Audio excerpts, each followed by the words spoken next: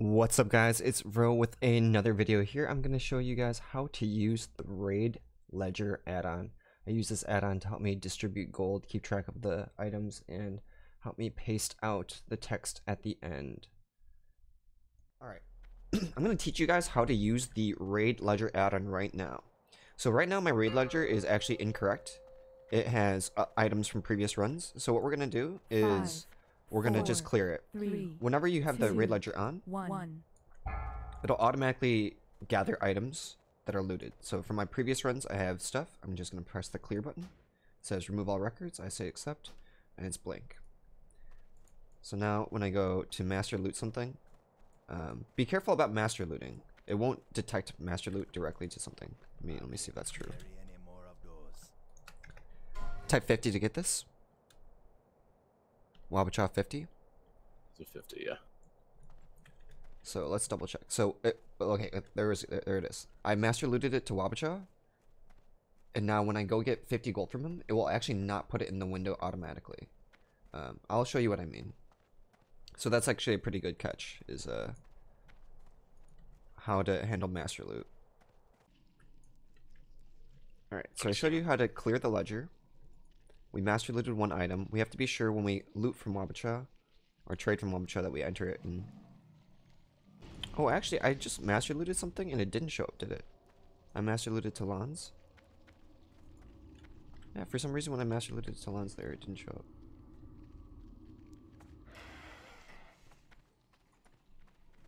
Lons, did you get a yellow mount in your bag? And can we pick up I Got Rage?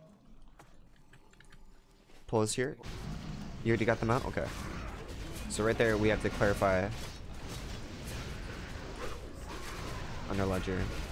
I'll show you how to add that. I'll show you 3 situations. One is when you master loot something to someone, and then you need to collect the gold. I'll show you one where I master looted it to Lons and then didn't detect. And then I'll show you a normal trade.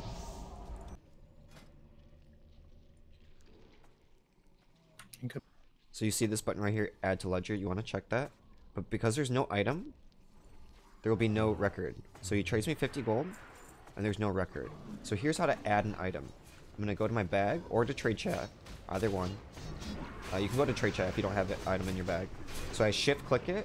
You can shift click the item link, or on an item in my bag. Then you click the name, or type in the name. So we'll just type it in, just so that you can see it's possible. Lines. Right. And then we got 50 gold from him, and then we also got 50 gold from Wabacha. So right now you see revenue's 100, and each player will get 2 gold rounded down. Right, this is the rounded down thing right here. I always keep mine rounded down so I don't have to mess with silver. Alright, so I'm gonna be clipping a little bit of this stream and turning it into a YouTube. So right here. Sapper on fingers. 750 breastplate annihilation, you trade. It's already added to the ledger. So once you have this set up, you're good to go. Before we didn't have the we were master looting stuff. You gotta be careful when you master loot stuff using the RAID Ledger. So in quick summary, when you trade items with the add to ledger checkbox checked, it'll automatically place the item and the gold amount into the ledger. But if you master loot something, you have to be careful and double check. Check that the item has gone to the person and it is in the ledger, and check that you have added the gold to the item in the ledger. This is for the mount earlier. I forgot to give you gold. Okay. And don't forget to collect gold from the person you're selling items to. Here I'm also going to show you that you can correct values. So if there's something that was entered in and you want to change the value, you can just go in and change how much the value is. Here I am clearing some items from the ledger. These items were not sold and destroyed. I keep items on the ledger that were important but weren't sold, just so that other people can see what items drop from bosses. But for stuff like mounts or smaller items, I just remove them so that we don't have to deal with so much clutter at the end.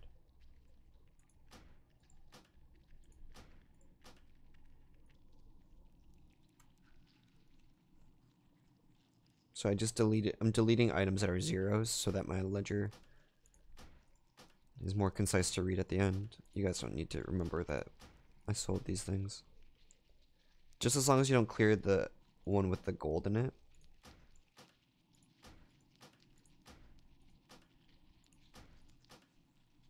Maging's bid is right here at 20. So you can clear the other ones at 0. But whenever you trade an item, it'll be listed like that. Right here, I'm clicking on the Debit button. The Debit button adds something to the ledger, which removes gold from the pot. Right here, I'm taking a 5% cut from the raid for being the raid lead / auctioneer. If you wanted to add gold to the pot, that'd be credit. So adding gold to the pot would be like someone adding a donation or an outside source of gold. Debit means you're taking away from the pot. Here I'm pressing the raid button. The raid button will spit out the ledger into the raid chat. You can see the text box above my portrait is just spitting out every item in the ledger. This is great to press so that everyone can double check and verify that everything in the ledger is accurate. A bad payout, if I say so myself. We had 0 wipes. It wasn't the fastest run, but it was pretty smooth. And here I am using one of the final features of the ledger, pasting it to plain text. Now when you're not in a raid group, it will be only divided to 1. So you can see here I'm editing it to 40. When you edit it to 40, it'll divide the payout correctly. When you're in a raid, it'll automatically detect how many people are in the raid frames, so you don't have to worry about that. But you can always double check.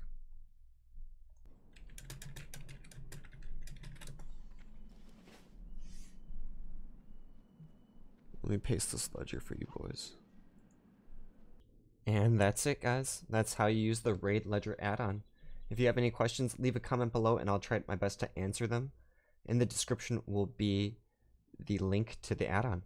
Have a great day, guys. Thanks for watching.